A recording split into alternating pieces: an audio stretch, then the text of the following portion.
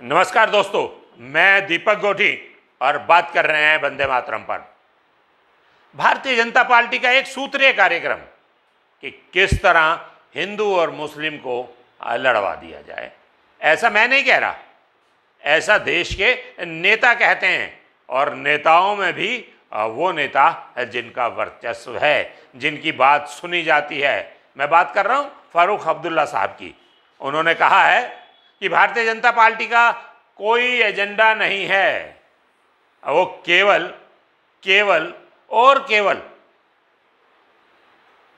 वैमनस्य की राजनीति करते हैं।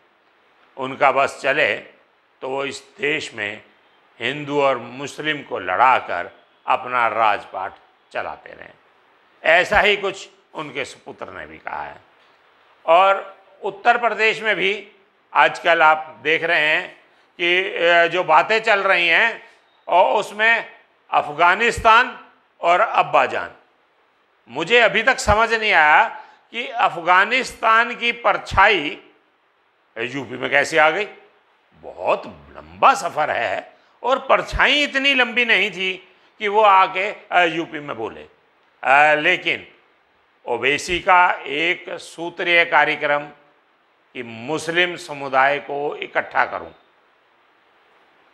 अब मुझे एक बात और समझ नहीं आती कि जहां जहां भारतीय जनता पार्टी की सरकार है, वहां ओवैसी को बोलने की छूट क्यों है।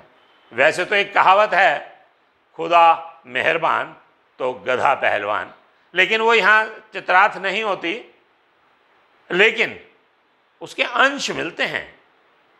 अगर कोई और व्यक्ति इस तरह की जहर भरी भाषा बोले तो मुझे ये लगता है कि 124A का मुकदमा उस पर रजिस्टर्ड होगा, देशद्रोह का। लेकिन ओवैसी साहब पर नहीं होता।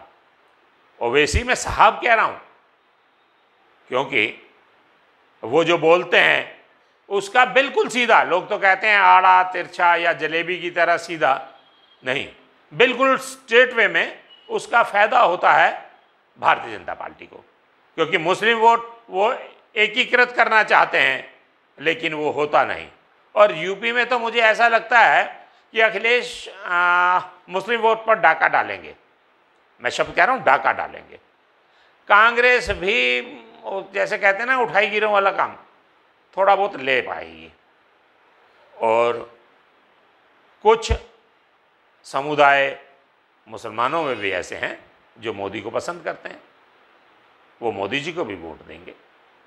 महिलाओं की संख्या मोदी जी को वोट देने के लिए मैं समझता हूँ इन सबसे ज़्यादा होगी, क्योंकि उसमें महिलाएं जो हैं 3 तलाक के मामले में अपने आप को थोड़ी सी तो सुरक्षित महसूस कर रही हैं।